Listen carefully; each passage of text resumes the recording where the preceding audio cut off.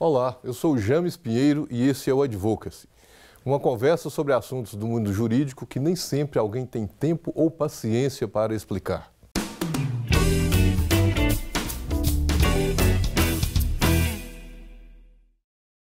Previdência Social. Para alguns, uma bomba relógio que vai explodir a qualquer momento. Para outros, um assunto inventado pela imprensa. E para terceiros, algo semelhante ao caviar cantado no samba. Nunca viram, nem provaram, só ouviram falar. No meio desses extremos estamos nós, nossas dúvidas e incertezas. Hoje o programa Advocacy começa a mexer nesse tema difícil, buscando responder o que entendemos ser a primeira pergunta de todas. Quais os princípios técnicos e legais que qualquer pessoa precisa compreender e saber sobre a Previdência no Brasil? E se devemos ou não fazer tal reforma? Para responder essa e outras perguntas, promovendo nossos encontros de saber, o Advocacy trouxe os seguintes convidados e parceiros. Dr. Roberto de Carvalho Santos é advogado, especialista em Direito Previdenciário, professor e presidente do Instituto de Estudos Previdenciários, IEPREV, membro da Comissão de Direito Previdenciário da OAB-MG e presidente da Comissão de Direito Previdenciário da Associação dos Advogados do Centro-Oeste de Minas. Também conosco o Dr. Maurício Prado, ele é auditor fiscal da Receita Estadual, aposentado, ex-diretor da Associação dos Funcionários Fiscais do Estado de Minas Gerais, AFENG, e do Sindifisco, participante da Frente Parlamentar Mista em defesa da Previdência Social no Congresso Nacional e também participante da Frente Mineira Popular em defesa da Previdência Social. Lembrando que você hoje é o nosso quarto convidado e queremos conhecer as suas dúvidas e opiniões através das nossas redes sociais. Doutor Roberto, inicialmente vamos falar sobre o que realmente compõe a Previdência Social Oficial.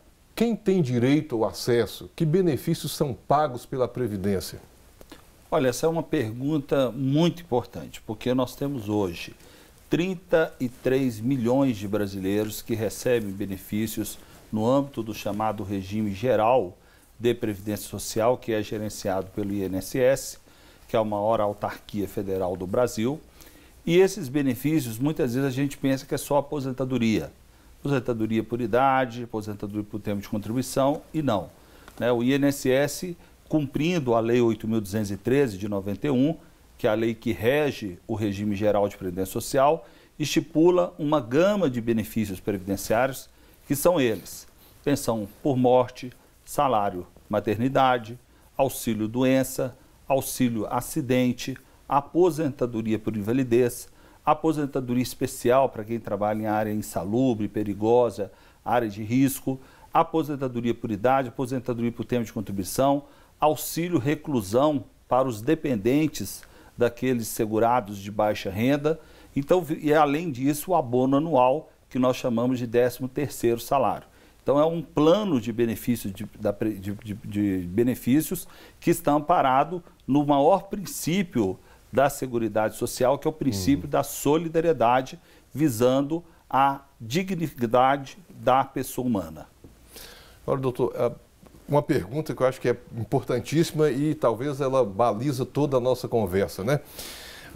Quem financia a Previdência Social? Vamos talvez adiantar um pouco aqui do nosso debate, mas quem financia a Previdência Social? Veja, nós tivemos também, por parte do Constituinte Federal de 88, uma sabedoria muito grande. Ele estabeleceu lá, nos seus artigos, principalmente o artigo 194 da Constituição Federal, a Seguridade Social. Lá no artigo 201 estabeleceu a Previdência Social como um dos subsistemas da Seguridade Social, mas lá no artigo 195 estabeleceu quais são as fontes de custeio de todo esse sistema chamado Seguridade Social. Dentro da Seguridade Social nós temos a Previdência Social. Então esse sistema Seguridade Social, que compreende Previdência, Assistência Social e Saúde, são financiados pela diversidade da fonte de financiamento, da base de financiamento, que inclui as contribuições previdenciárias, que são aquelas que nós pagamos sobre as nossas remunerações e os patrões pagam sobre a folha de pagamento, as contribuições sobre o lucro líquido, a COFINS, a CSLL, né, a Contribuição Social sobre o Lucro Líquido, a COFINS, que é a Contribuição de Financiamento da Seguridade Social, o PIS-PASEP, Tem a contribuição também que chama concurso de prognóstico, que é de loterias. Então nós temos aí outras fontes de custeio que estão também previstas numa lei. Eu falei da 8.213, que é a lei de benefícios, mas nós temos a lei de custeio, que é a lei 8.212. Então, doutor, deixa só para esclarecer aqui para o nosso telespectador. Então nós temos essa contribuição que o empregado tem descontado no seu salário. Perfeito. O empregador também faz um recolhimento para a Previdência Social, ou seja, está saindo por enquanto do empregado e do patrão. Né? Sim. Tem da CSLL, da COFINS. E aí pode parecer até assim muito elementar, mas talvez quem nos ouve ou quem nos assiste não sabe exatamente. Quem paga COFINS e CSLL?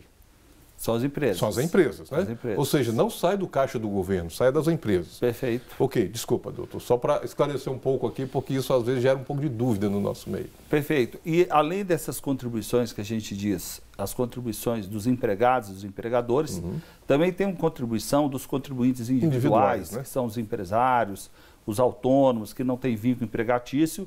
E nós temos no Brasil também a possibilidade de qualquer brasileiro, mesmo que não trabalhe, ser contribuinte da Previdência Social. Um desempregado, por exemplo, ele pode se filiar como facultativo, chamado segurado facultativo. Então nós temos essa diversidade de fonte de custeio que permite que o nosso sistema seja solidário.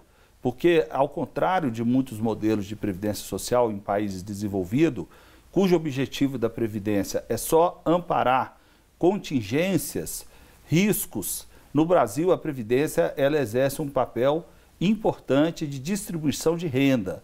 É o maior sistema de distribuição de renda que nós temos hoje em vigor, é a Previdência Social, sobretudo o regime geral de Previdência Social. Agora, doutor Maurício, estamos falando aqui sobre essas fontes de financiamento. Doutor Roberto falando da Seguridade Social, que tem saúde, previdência e assistência. Nem todo brasileiro pode usufruir de uma política de saúde ou da assistência. Mas a lei quase que nos obriga a todos a estarmos na Previdência, né? E aí, volta a pergunta aqui, falando das fontes de financiamento. Essa receita especificamente, o doutor Roberto está falando aqui parte do financiamento não é do governo, ou seja, está indo para lá a contribuição, os recolhimentos obrigatórios estão indo para o caixa do governo, porque ao final é o governo que arrecada. E parte vem então do governo que está dentro desse sistema aí de orçamento específico da Seguridade Social. O governo também coloca recursos do orçamento dele na Previdência Social.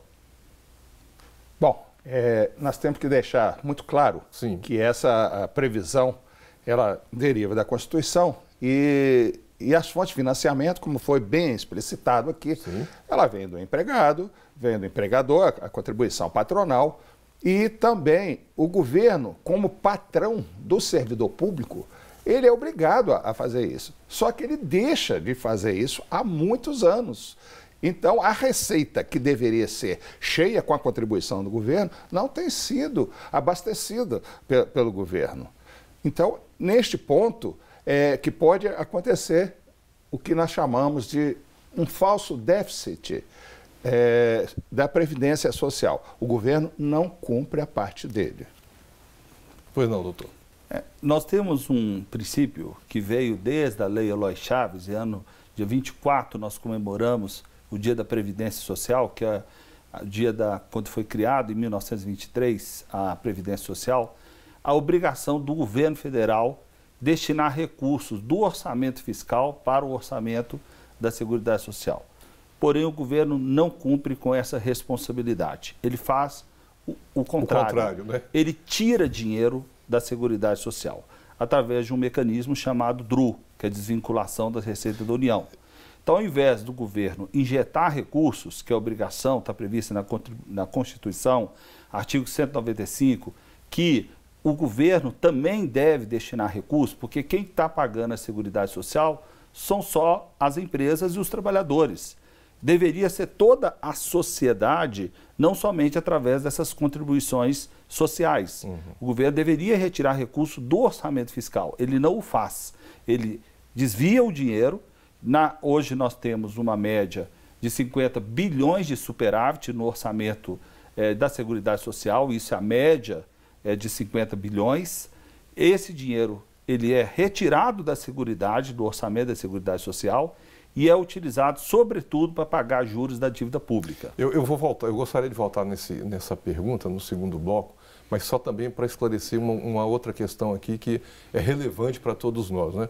Porque há muitas vezes assim, a nossa dúvida de onde vem o dinheiro da Previdência, que o governo diz que tem um déficit, tem que fazer uma reforma e etc.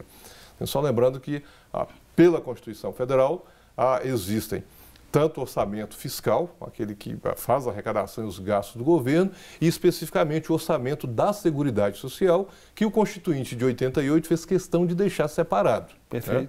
E aí, como o doutor Roberto está colocando, e se eu estiver errado aqui, o senhor me corrija, doutor, o governo também é patrão, seja federal, estadual, municipal, como empresa. Perfeito. Como toda empresa e seu empregado contribuem para a Previdência, o servidor público e o seu empregador deveria contribuir. Perfeito. Do servidor público, a retenção. E o empregador, que é o governo, não tem havido esse recolhimento para a Previdência, ou seja, repassa para lá porque isso é da Previdência. Desconta e não paga. E não recolhe, né? Não recolhe. E aí, além disso, a previsão é que do orçamento fiscal, que é separado, deveria haver um aporte de recursos para o orçamento da Seguridade Social, correto? E que não há, o governo não faz. É importante que nós não podemos confundir regime geral de Previdência Social com os regimes próprios de Previdência Social que estão previstos lá no artigo 40 da Constituição Federal. Sim. Os regimes próprios, eles têm uma lógica totalmente diferente. O que custeia os regimes próprios de Previdência Social é exatamente o orçamento fiscal, as contribuições previdenciárias, que são descontadas dos servidores, que recolhem atualmente, a não ser servidores federais que ingressaram depois de fevereiro de 2013, eles recolhem sobre a totalidade da sua remuneração, inclusive os aposentados, servidores públicos que ganham acima do teto do INSS, continuam contribuindo para o regime próprio, e o governo, ele também, a partir de dezembro de 2003, a emenda 41 obrigou o governo também a passar a contribuir para os regimes próprios de Previdência Social. Então, veja, isso é regime próprio. E nós temos o regime geral, que nós estamos tratando aí do INSS. No regime geral, também o governo deveria retirar recursos do orçamento fiscal e destinar para a Seguridade Social. E isso ele não o faz. Não tem feito, né? Não tem feito. E essa questão da contribuição do servidor público, a União, pelo menos, tem cumprido com essa responsabilidade. A partir da Lei 11.053 de 2004, ela tem pago a contribuição patronal, mas isso a partir de 2004. Ou seja, tem para trás aí tem um déficit aí anterior que não cumpriu. Eu vou pedir licença para a gente parar um pouquinho, nós vamos fazer uma pausa para o nosso tradicional café e lembre-se, você é o nosso quarto convidado de hoje, através das nossas redes sociais. Voltamos já.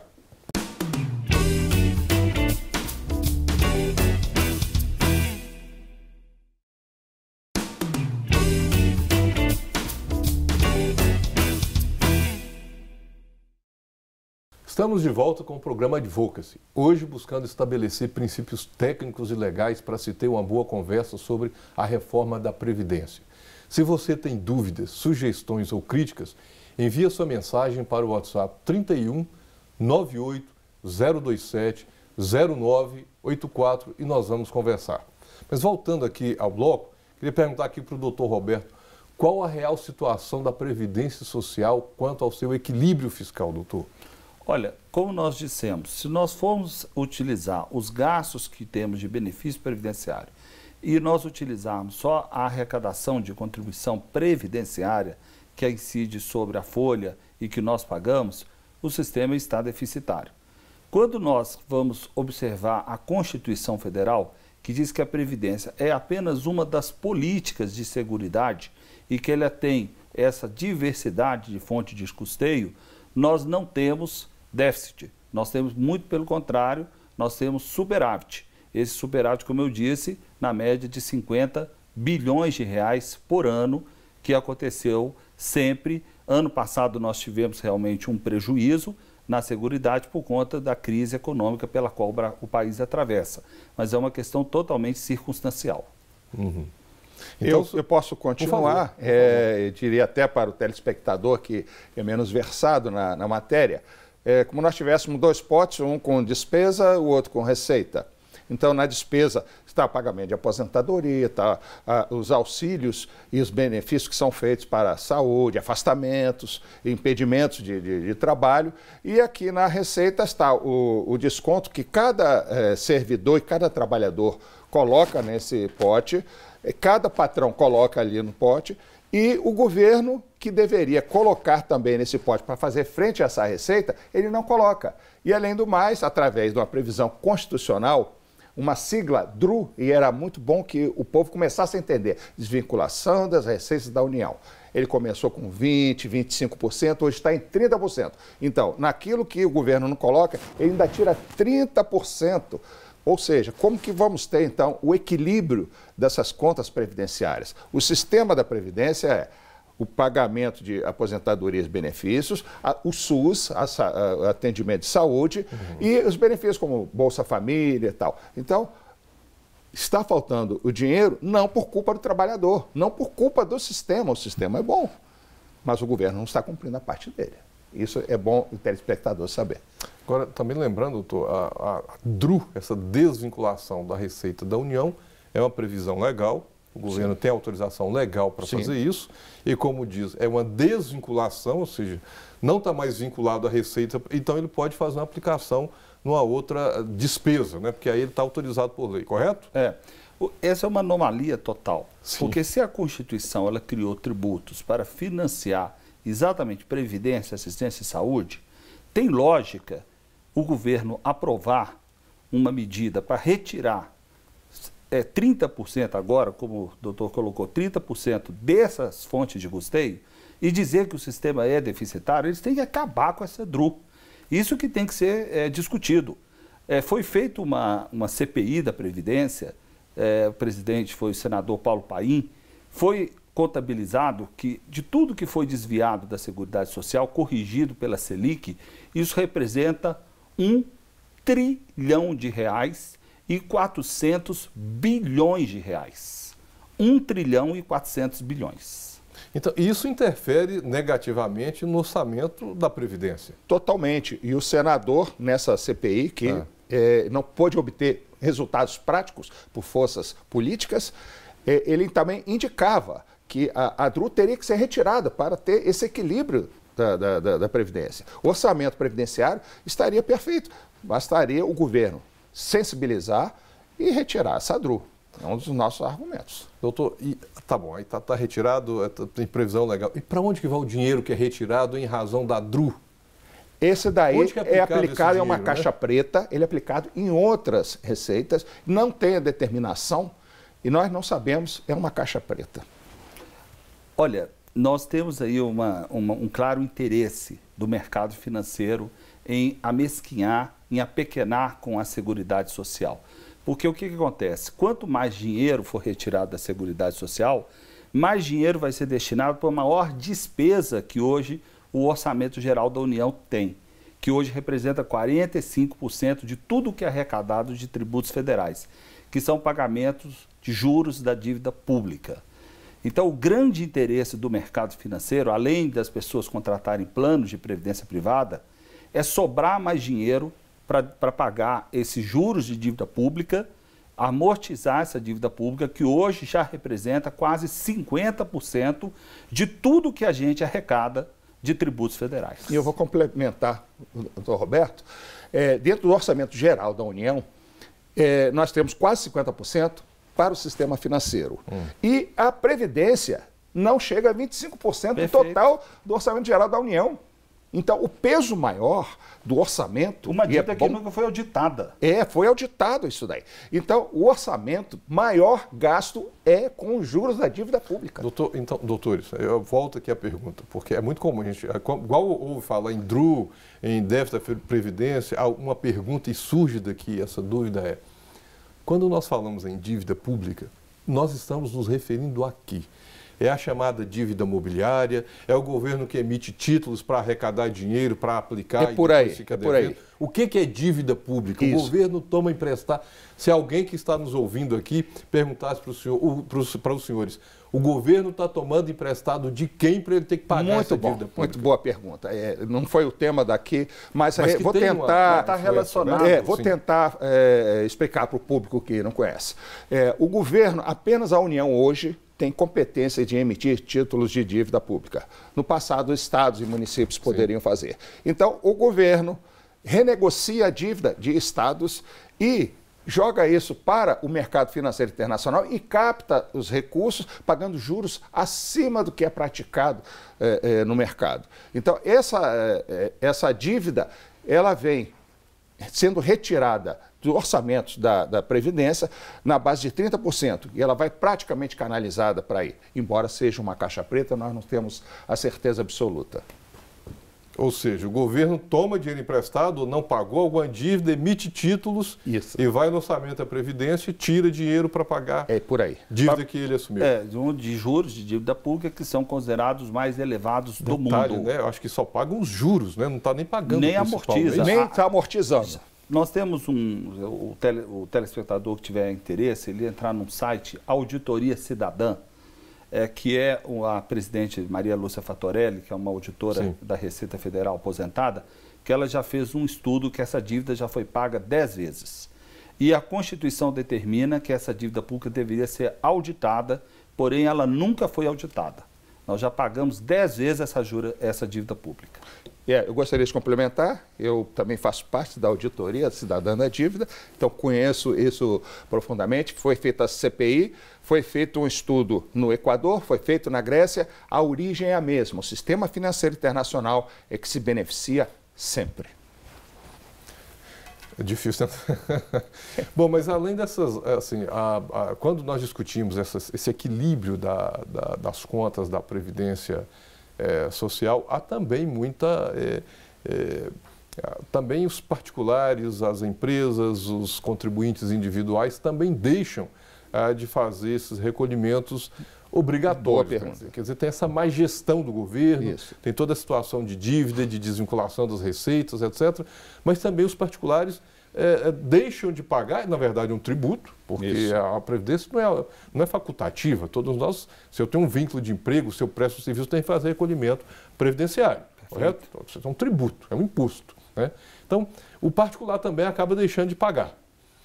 Isso significa muito que, assim, quem são esses grandes devedores que nós ouvimos falar todo dia que tem a Previdência Social? Isso é muito bom você colocar, apesar que tecnicamente não é considerado um tributo, é uma contribuição parafiscal, mas de qualquer forma ele vai financiar toda a parte social. Desculpa, doutor, assim, é uma contribuição, é compulsório. Compulsório, não tenha dúvida, é apenas por definição acadêmica. Técnica, exatamente. Mas de qualquer forma, existem hoje os 20 maiores devedores da Previdência Social, algumas empresas que não estão mais ativas. Eu posso citar o caso da Varig, da VASP. Nós temos os maiores bancos nacionais, inclusive os estatais. Eles devem, não pagam e praticamente não são cobrados, ficam aguardando os famosos refis que só vão beneficiar quem está deixando de pagar. Ou seja, nós temos aí alguns setores grandes, importantes, né? Empresas que já faliram, né? A gente que viaja por aí acompanha muitas vezes, tem sucatas de avião de VASP e Varig parados por aí e não se... assim, quem vai pagar? Ou seja, esse dinheiro não vai mais entrar provavelmente da Previdência, provavelmente né? Então há grandes devedores. Mas nós vamos fazer mais um breve intervalo aqui, um rápido intervalo para organizar as nossas ideias, tomar água e voltamos já. Quer fazer o seu advocacy? Então envie um e-mail para advocacy@redesuper.com.br.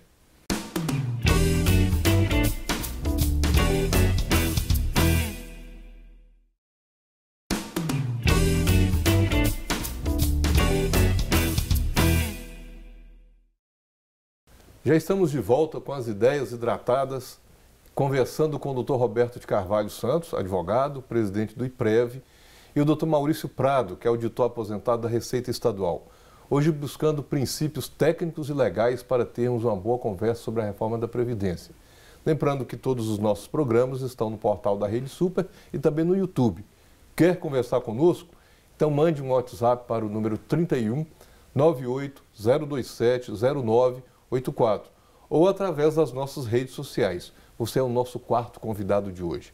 Mas voltando aqui, doutor Maurício, quem são os grandes devedores da Previdência? A gente havia comentado aqui sobre esses grandes devedores da Previdência e que esses devedores estão deixando aí um déficit pelo caminho, um prejuízo para o sistema previdenciário, né? Considerando que tem devedores de governo e considerando que tem devedores das empresas, o senhor citou aqui alguns setores, certo, né? Isso mesmo. Você citou alguns setores aqui que são devedores da Previdência e números expressivos, né, doutor Roberto? Nós temos aqui, os primeiros devedores da Previdência é a Varig, deve 3,8 bilhões de reais, recuperação remotíssima de receber esse valor. A segunda é uma empresa que todo mundo já conhece, está envolvida nos escândalos aí da Lava Jato, né, uma empresa de frigorífico que deve 2,3 bilhões de reais. E a terceira é a VASP, que deve 1,9 bilhões de reais. Hoje nós temos 426 bilhões inscritos em dívida ativa. E anualmente o Brasil perde 56 bilhões de reais de arrecadação de contribuição previdenciária. Porque o sistema de arrecadação ele é falho. Hoje nós temos pouquíssimos auditores fiscais vinculados à arrecadação previdenciária, são pouquíssimos. Houve um desmantelamento quando foi criada a Super-Receita. Antes existia o INSS, era responsável pela fiscalização, e isso em 2006 acabou. E a contribuição previdenciária ela foi deixada de lado. Hoje nós temos nem mais do que 100 auditores da Receita Federal que cuidam de contribuição previdenciária. Quer dizer, uma perda, segundo o Tribunal de Contas da União, de 56 bilhões de reais a título de sonegação por ano. Por ano. Eu vou complementar essa informação. Essa reforma da Previdência, se fossem sanadas todos esses desvios, tanto aquela DRU que nós já citamos no bloco anterior, quanto a cobrança efetiva dessas empresas que deixam de recolher, elas vão até quebrar. Só que o passivo, elas vão junto com elas. Então, hoje nós temos, junto à Procuradoria da Fazenda Nacional, no máximo 4% da dívida ativa consegue ser efetivada. Os outros apostam nas saídas políticas, como tivemos um refis recentemente, em que se perdoaram os juros e o principal sendo parcelado em até 120 parcelas. Quer dizer, olha só, nós vamos ter aí gente para pagar, perder de vista, e o dinheiro não vai entrar no caixa da Previdência. Então, se fortalecermos a fiscalização, conforme ele disse, que hoje nós temos um número insuficiente de fiscais que cuidam da Previdência, vai ser difícil correr atrás para recolher.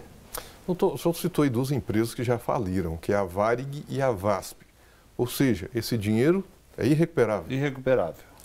Esse prejuízo a Previdência não recupera? Não recupera. Existe uma estimativa, né? Hoje o governo ele tem, como foi muito bem colocado, recuperado apenas 4% ao ano desses 426 bilhões de reais. Ou seja, todo ano só recupera do que deveria arrecadar, 4%.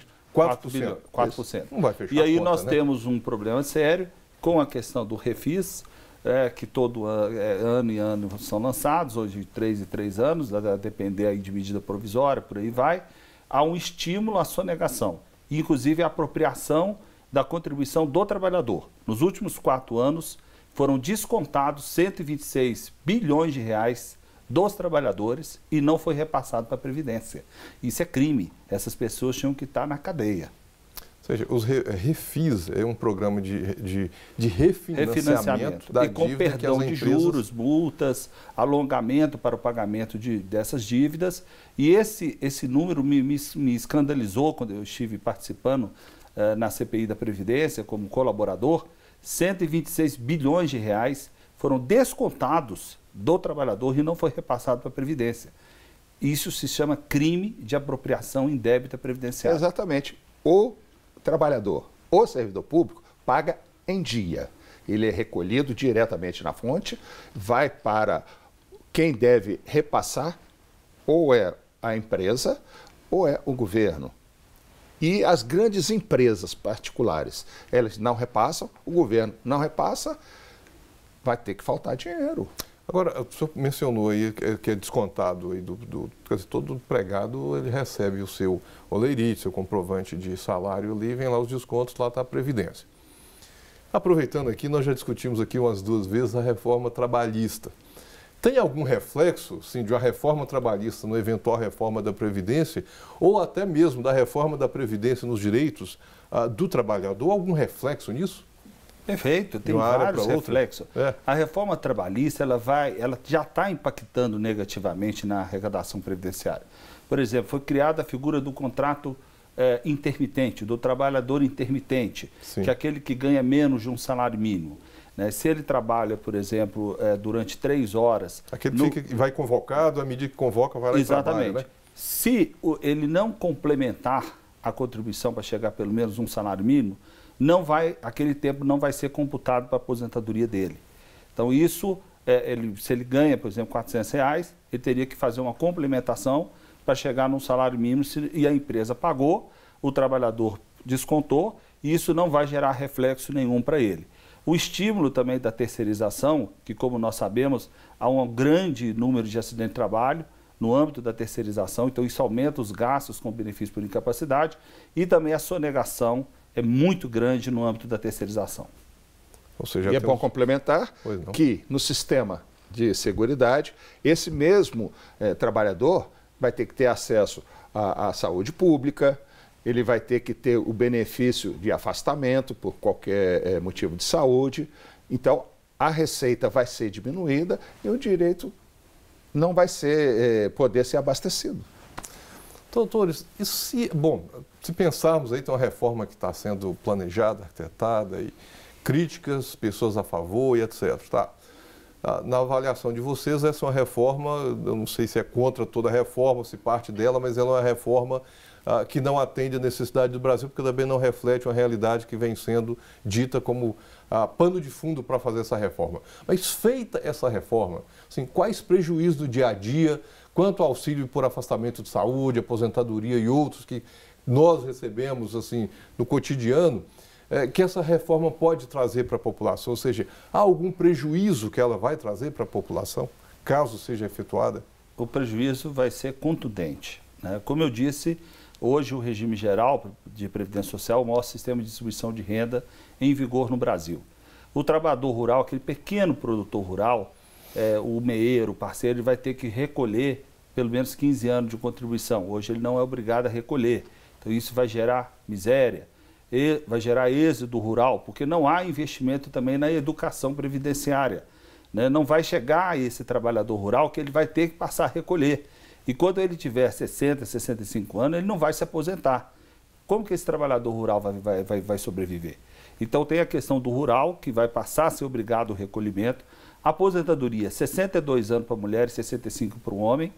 E isso vai só aumentando de acordo com a expectativa de sobrevida da população brasileira.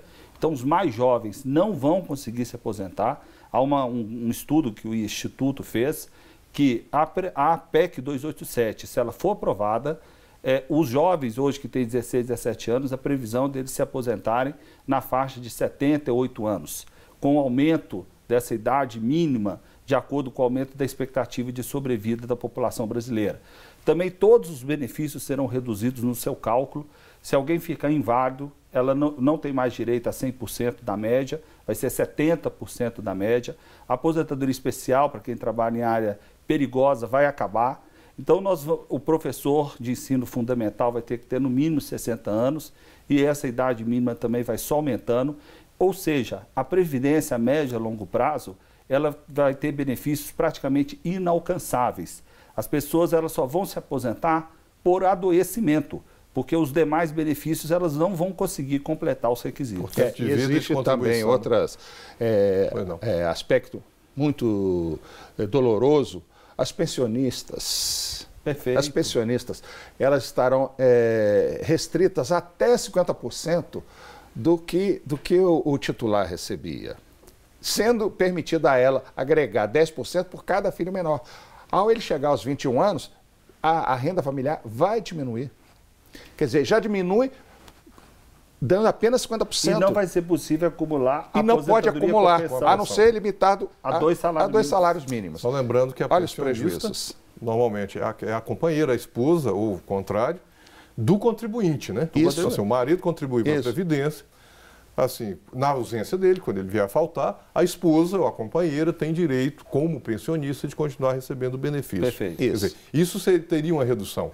Total redução, quer dizer, hoje vai chegar a 50% do que o titular ganhar. E vai dar o benefício, olha, quando você tiver filho pequeno, 10% para cada menino, limitado até 100%, evidentemente. Se tiver mais filhos, não recebe. Isso incorre num problema, né, doutor? Porque, assim, normalmente a pensionista já são pessoas mais velhas, digamos, já com mais de 60, a renda da 60. família. É a renda da família que já não tem filho menor de idade. Se ela não tem direito à pensão, ou pelo menos os termos hoje, a tendência é que essa pessoa tenha uma renda per capita, uma renda familiar cada vez menor. Diretamente, né? Redução da renda familiar. Não, e o que foi, muita gente fala, né? Quando a gente paga a contribuição previdenciária, a gente paga também para o pensionista, para os nossos dependentes. Então, agora, se a pessoa já for aposentada, ela não vai poder receber a aposentadoria junto com pensão. Ela vai ter que optar ou entre aposentadoria ou entre pensão, a não ser que seja até 2 salários mínimos. Entendi. Agora, uma pergunta curiosa aqui que nos ocorre. Digamos que, tá bom, então a Previdência não se reformou e quebrou a si mesmo. E se eu, como contribuinte da Previdência, e de onde vou receber esse dinheiro, o governo vai me garantir esse dinheiro? Se num dado momento o governo chega e fala, olha, a Previdência quebrou, não é mais possível, vamos pensar aqui numa situação quase que inimaginável, né? Vai ser assegurado ao contribuinte que, digamos, durante 20 anos, 30 anos contribuiu com a Previdência? O governo garantiria isso? Olha, a Constituição diz que a União é responsável, e a 8.212, que é a lei que regulamenta, a União é responsável subsidiariamente pelo INSS. Então não existe essa possibilidade da Previdência quebrar. Se não houver recursos no caixa da Previdência, a União ela tem que retirar recurso do orçamento fiscal para repor essa insuficiência. Tá? Então, essa questão da Previdência quebrar é mais um terrorismo que o governo tenta fazer, até porque ele deve muito para a Previdência, o maior devedor da Previdência é o próprio governo. Então, ele tem muito o que repor daquilo que foi desviado. Eu vou complementar, porque se o governo cumprisse a parte dele e deixasse de recolher 30%, o superávit estava eterno. Esse modelo, ele se autofinancia. Eles querem mudar, não é verdade que é deficitário, não é. Os números não mentem, estão disponíveis nas redes sociais todos os dados no CIAF, que é o Sistema de Administração Financeira do Governo Federal. Doutor, talvez se retirasse a DRU já seria o suficiente, né?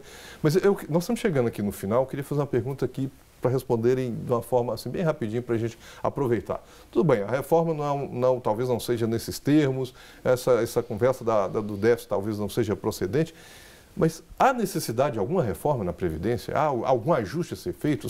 Em rápidas palavras, para a gente encerrar aqui o nosso bate-papo. Rapidamente, nós temos que eliminar uma série de renúncias fiscais, desonerações tributárias injustificáveis. O governo abre mão de arrecadar tributo sobre a folha de salário para determinados setores da atividade produtiva. Isso tem que ser proibido. Não tem sentido você desonerar a folha de salário se você está dizendo que o sistema está deficitário. Proibir de refinanciamento, colocar na cadeia quem desconta a contribuição previdenciária e se apropria, porque isso é crime, ou pelo menos você tem que iniciar uma ação fiscal de forma imediata. Nós temos outras questões, acabar com a desvinculação da Receita da União e fazer algumas reformas em direitos. Eu vou dar um exemplo aqui. Até hoje nós temos a filha do militar, que tem direito à pensão, mesmo que casada. Muitos falam solteira, mas não. A filha casada, ela tem direito à pensão, independentemente de qualquer idade. Nós precisamos criar alguns limites de idade. No caso do servidor público civil, já tem 60 anos de idade para o homem e 55 para a mulher. No militar não existe idade nenhuma. Então nós precisamos alterar algumas regras que ainda são realmente injustas, que geram uma solidariedade, que eu vou usar um termo acadêmico, mas é uma solidariedade invertida, ou seja, é um Robin Hood às avessas, em alguns sistemas de... E, por exemplo, a previdência do parlamentar, ela ainda existe. Ou seja, nós temos alguma reforma para fazer. Os políticos têm a previdência. É muito importante falar sobre a reforma do parlamentar, porque eles vão votar para os outros, porque a deles está garantida. Ou seja, nós temos aí uma situação de desequilíbrio até na discussão da reforma da Previdência. E desculpa, o nosso tempo aqui acabou, nós temos aqui, eu acho que dá programa para um ano inteiro essa reforma da Previdência. Com certeza. Né? Queria agradecer ao doutor Roberto pela sua boa vontade, doutor Maurício por estar aqui conosco participando. Pois é. Quem sabe nós não voltamos aqui ainda para falar da reforma da Previdência. Estamos dispostos. Antes de termos a votação da reforma da Previdência, né? Nós chegamos aqui ao fim dessa conversa, mas o assunto continua nas nossas redes sociais. Participe conosco, persevere e até o próximo Advocacy.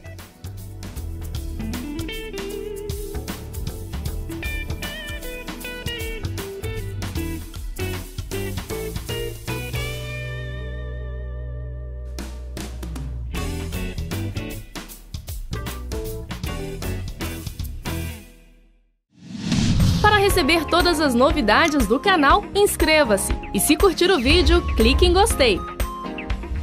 Aproveite para acompanhar a Rede Super nas redes sociais.